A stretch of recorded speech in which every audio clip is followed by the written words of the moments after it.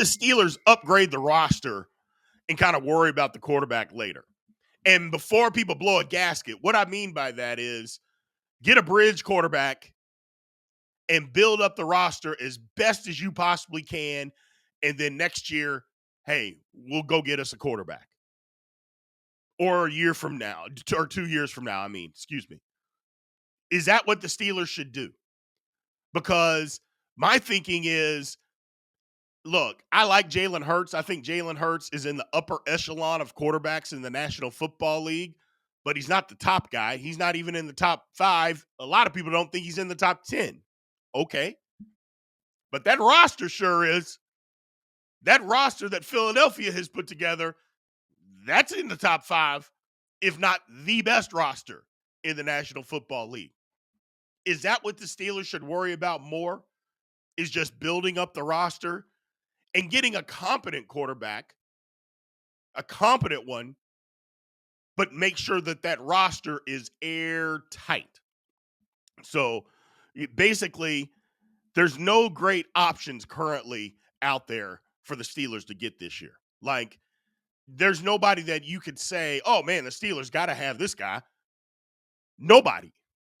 As far as free agency, as far as rookies in the draft, there's nobody that's a franchise changer or that you would say is a franchise quarterback. Now, that doesn't mean that none of that can happen. That doesn't mean that the Steelers can't get draft a rookie 3rd or 4th round and they turn into something, but we never know. But from the outside looking in right now, it doesn't appear that that's the case. Even if that was the case, you can still build your team up around. Look at the San Francisco 49ers. Now, granted, in the same draft that they traded a ton of draft picks to get Trey Lance, at the end of the draft, they took Brock Purdy. Well, they were paying Brock Purdy money, and somehow Trey Lance got traded to the Cowboys. Cowboys got fleeced into that, but that's a different conversation for a different day. And they built up around him. Now, they didn't win the Super Bowl, but I would say that the 49ers were pretty daggone good for 3 years with Brock Purdy. They've been pretty good. When guys are healthy, they're good. And that's the thing. It's like, and I'm not saying that the Steelers should take a guy in the 7th round so nobody go off the deep end. All I'm saying is I think it's more important to have the roster. Can you get a serviceable guy? Somebody that's serviceable, that's good at the job. They don't have to be elite. They don't have to be extremely good, but somebody that can carry the ship, more like a game manager type. Is that what we're looking for in Pittsburgh? Because Jalen Hurts, while he makes some plays, he's more game managing. They're running the football. He's getting the ball, distributing it to his playmakers, doing exactly what they're asking them to do. Why can't the Steelers do the same thing? With all the cap space and everything that the Pittsburgh Steelers have right now, here's something to keep in mind. If you think the Steelers right now, it's like $62 million with moves. If they restructured everybody, first of all, if they extend TJ Watt, restructure Highsmith, and restructure Cam, restructure Freiermuth, restructure Patrick Queen. If they do all of that, the Steelers can have over $100 million. Oh, yeah, you have to restructure Minka, too. That's over $100 million in cap space the Steelers could have this offseason. Not next offseason, this offseason.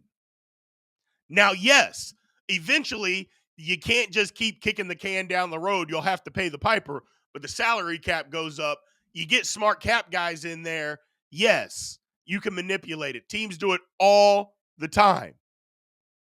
My question to you fans would be, would you want to see the Steelers do that and then go for it for the next 2 years, 2 to 3 years, and just say, we're trying to win a Super Bowl right now?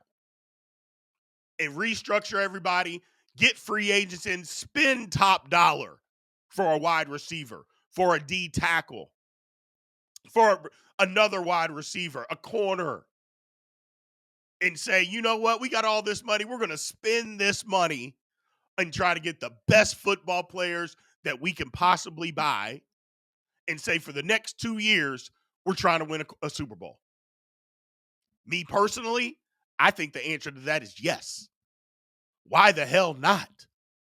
What else are you doing? If the goal is to win a Super Bowl, and look, the Steelers have to spend 90% of the cap space of the cap. So they got to spend the money. Well, if you have to spend it, then go spend it. Go big. Get the best guys. Go win. I think that's how you do it. You got to build the roster. You have to build the roster. I'm not saying you can't win. Look, everybody isn't going to draft Patrick Mahomes. Okay? Everybody's not drafting that guy. And he still plays.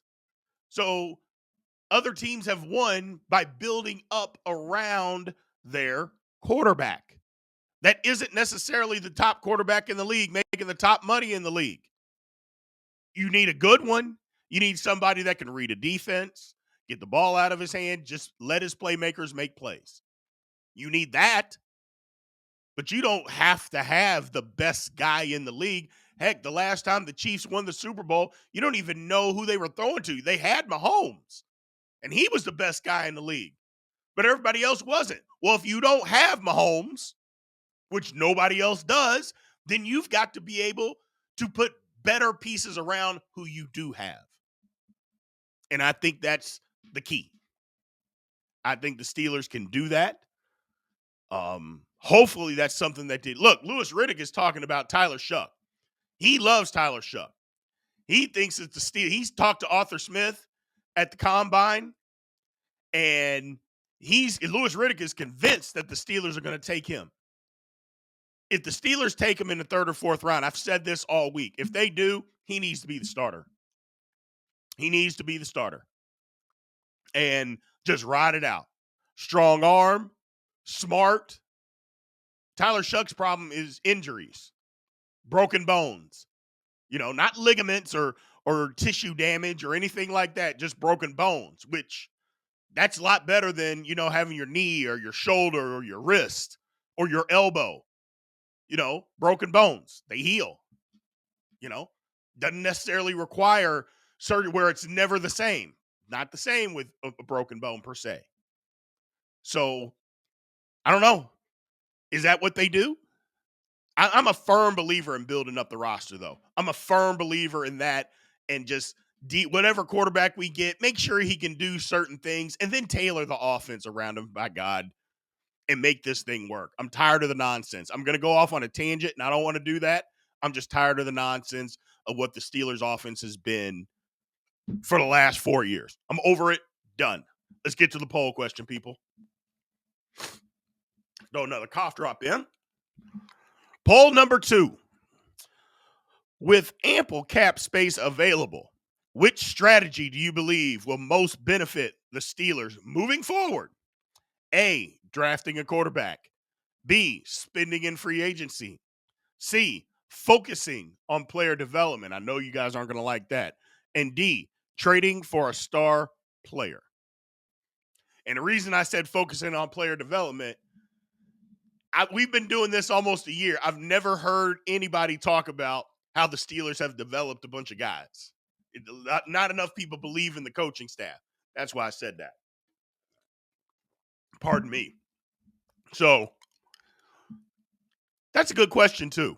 We got a ton of cap space. What do you think the Steelers should do? Draft a quarterback, spend in free agency, focusing on player development, or trading for a star player? Very interesting. Let's move on. And we are at halftime, people.